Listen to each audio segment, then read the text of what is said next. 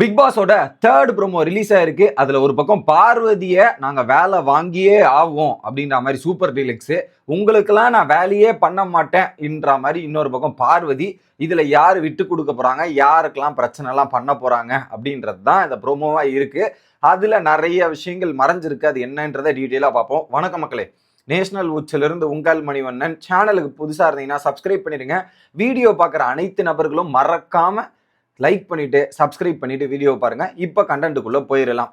First 2 promo பார்த்துருந்தோம். காலையிலேயே பார்வதி வந்து பார்த்தீங்கன்னா வாக் அவுட் பண்ணிட்டாங்க, நான் செய்ய மாட்டேன்ட்டு. அது 2வது ப்ரோமோல வந்து சுபிக்ஷா வந்து பார்வதி கிட்ட பேசுறாங்க. நீங்க என்னதான் முடிவா இருக்கீங்க அப்படின்னும் போது பேசும்போது நான் வேலை செய்ய மாட்டேன் அப்படின்றத பார்வதி அங்க சொல்லிட்டு இருந்தாங்களா. ஃபர்ஸ்ட் வெளியேற்றம், 2வது கன்ஃபர்மேஷன் நான் திரும்ப வர மாட்டேன்றதை கொடுத்துட்டாங்க. அப்போ 3வது ஒரு மீட்டிங்கை போடுறாங்க.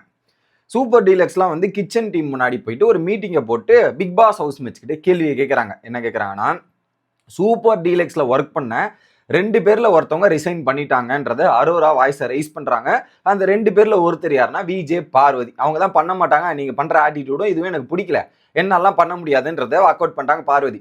ஸோ ஏதாவது பண்ணணும்ல பார்வதியும். ஸோ இன்னைக்கு ஃபுல்லா, நேற்று ஃபுல்லா திவாகர், இன்னைக்கு ஃபுல்லா பார்வதி தான் கண்டென்ட் அப்படின்றது நமக்கு தெரியுது. ஸோ பார்வதிக்கு ஒரு விஷயம் இருக்கு, என்ன எவனாவது வேலை வாங்குறானா அவனை எனக்கு பிடிக்காது, அதுக்கு நான் என்னென்னலாம் பண்ணணுமோ அதை நான் பண்ணுவேன்றத லைவ்ல ஆல்ரெடி அவங்க பதிவு பண்ணியிருக்காங்க. அதனுடைய வெளிப்பாடு தான் இங்க நல்லா இருக்கு. ஓகே, இப்போ என்ன கேட்குறாங்க, அடுத்து வியானா சொல்றாங்க, இப்போ எங்களுக்கு ஆளு குறைவா இருக்கு அப்படின்றது கேட்குறாங்க. சரி ஓகே, ஒரு ஆள் போயாச்சு, ஒரு ஆள் மட்டும் அந்த ரூமை கிளீன் பண்ண முடியாது, இன்னொரு ஆள் தேவைப்படுறாங்கன்றது நியாயமான விஷயம், நியாயமான கேள்வி தான் வியானா கேட்கறதுமே. அப்போ சபரி வந்து கரெக்டான கேள்வி கேட்கிறார். கிளீன் பண்ண ஆள் வேணுமா, யார் வேணும், என்ன வேணும் உங்களுக்கு சொல்லுங்க, கிளீன் பண்றதுக்கு ஆள் வேணுமா, நாங்க ரெடி பண்ணி தரோம் அப்படின்ற மாதிரி சபரி கேட்கிறாரு. உடனே இல்ல பார்வதி வேணுமா, அதே கேட்கிறாரு, கிளீன் பண்ண ஆள் வேணுமா இல்ல பார்வதி வேணுமான்ற கேள்வியை சபரியுமே கேட்கிறாரு. ஸோ கிளீன் பண்ண ஆள் வேணும்னா கூட நாங்க இதுல டிஸ்கஸ் பண்ணி யாராவது ஒருத்தர் வந்துடுறோன்ற மாதிரி போயிடுவாங்க. ஆனா இங்க பார்வதி தான் வேணும் அப்படின்ற மாதிரி சொல்றாங்க எல்லாருமே. எப்படி பார்வதி தான் வேணும் அப்படின்ற மாதிரி சூப்பர் டீலக்ஸ் ஹவுஸ்மேட் சொல்றாங்க. அப்போ கண்டிப்பா பார்வதி அட்டாக் பண்ணணும், பார்வதியை வேலை வாங்கணும்ன்றத முடிவு பண்ணிட்டாங்க. ஆல்ரெடி பார்வதி திவாகர் டார்கெட் அப்படின்றத ரம்யா மற்றும் சுபிக்ஷா பிளான் பண்ணுது. இப்போ ஒட்டுமொத்த டீம்மே ஒன்று சேர்ந்துட்டு எங்களுக்கு பார்வதி தான் வேண்டும், பார்வதி தான் எங்களுக்கு தேவை அப்படின்றத டிசைட் பண்ணிட்டாங்க. ஆனால் பார்வதி தான் வர ஐடியா இல்லையே. ஸோ நீங்கள் ஆள் வேணும், க்ளீன் பண்ண ஆள் வேணும்னா நீங்கள் வேற ஆள் எடுத்துகிட்டு போயிருக்கலாம். அப்போ உங்களுக்கு கிளீனிங் முக்கியம் கிடையாது, டார்கெட் தான் முக்கியம். அந்த டார்கெட்டில் பார்வதி தான் வேணும் அப்படின்றத டார்கெட் பண்ணுறாங்க. அடுத்து உடனே இவர் சொல்றார், பிரவீன், பார்வதி வேணா கன்வின்ஸ் பண்ணி நீங்க வேலைக்கு வர வச்சுக்கோங்க அப்படிங்கிற மாதிரி சொல்றாரு. ஆமா எங்களால, ஏன்னா இப்ப நாங்க பண்ண முடியாது, வீட்டுல இருக்கோம், நீங்க வந்து பார்வதி தான் வேணும் போது எங்களால பார்வதி ஃபோர்ஸ்லாம் பண்ண முடியாது. So you want Parvati means you go and ask Parvati அப்படின்ற மாதிரி சிம்பிளா சொல்லி முடிச்சிட்டார் பிரவீன். அதுவுமே தப்பு இல்லை. அடுத்துதான் இந்த ஃப்ரேமை நீங்க நோட் பண்ணும். அதுல 2 ஃப்ரேமுக்கான சேஞ்ச் ஓவர் கிளியரா தெரியுது. இதை சொன்ன உடனே பேச்சுவார்த்தை நடந்திருக்கு. பார்வதி கூடயும் அந்த சூப்பர் டீலக்ஸ் ஹவுஸ்மேட்ஸ்க்கும் ஒரு பேச்சுவார்த்தை நடந்துட்டு இருக்கு. ஃபர்ஸ்ட் விஷயம் கிச்சன்ல நடக்குது, செகண்ட்ல கார்டன் ஏரியா நடக்குது. அதற்கு இன்டர்மீடியட்ல ஒரு மிகப்பெரிய பேச்சுவார்த்தை நடந்தது தான் அந்த செகண்ட் ப்ரோமோல வந்த செக்மெண்ட்னு நினைக்கிறேன். அப்போ பார்வதி வர முடியாது, கன்ஃபார்மான்னு கேட்டிருப்பாங்க பாருங்க சுபிக்ஷா. கன்ஃபார்ம்னு கேட்டதுக்கு அப்புறம் நான் வரலன்னு பார்வதி சொல்லிட்டு போயிட்டாங்களே. இந்த இடத்துல வந்து ஒரு மீட்டிங்கை போடுறாங்க. ஓகே, சூப்பர் டீலக்ஸ் டீம்ல என்ன வேலை சொன்னாலும் பண்ண மாட்டேன்னு சொல்லிட்டாங்க, பார்வதி வரமாட்டேன்னு சொல்லிட்டாங்க. ஸோ பார்வதியை போய் கேட்டு கன்வின்ஸ் பண்ணிட்டுங்கும் போது இங்கே பார்வதி கன்வின்ஸ் ஆக மாட்டாங்க, வரமாட்டாங்க, ஸோ விருப்பம் இல்லைன்னு சொல்றாங்கன்றத திரும்ப ஒரு மீட்டிங்கை வச்சு அங்கே அனௌன்ஸ் பண்றாங்க சுபிக்ஷா.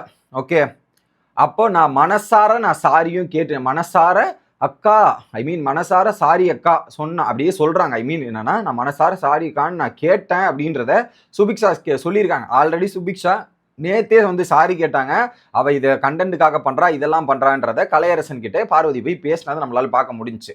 இது சாரி கேட்ட உடனே பார்வதி கேட்கறாங்க, நான் இந்த வீட்டுல யாரையும் அக்காவும் தங்கச்சியாவும் நான் பார்க்கல அப்படின்றத சொல்றேன். நேத்தும் பார்வதி இதை சொன்னாங்க.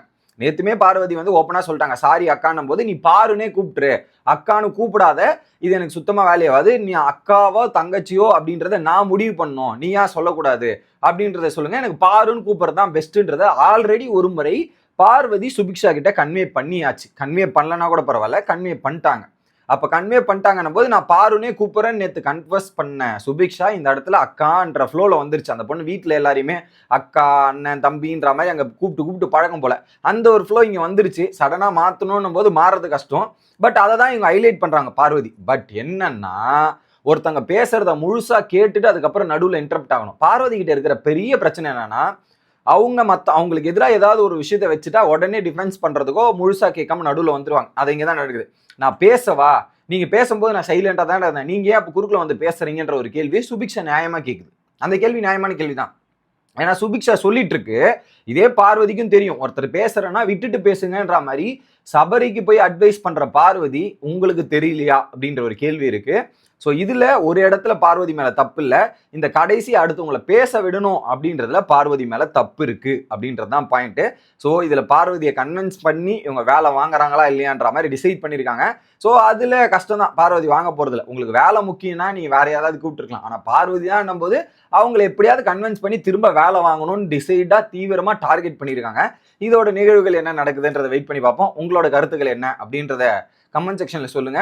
அடுத்து கேப்டன்சிக்கான தலை டாஸ்க் நடக்குது, அதெல்லாம் பார்த்துட்டு வந்து உங்களை சந்திக்கிறேன். Bye guys.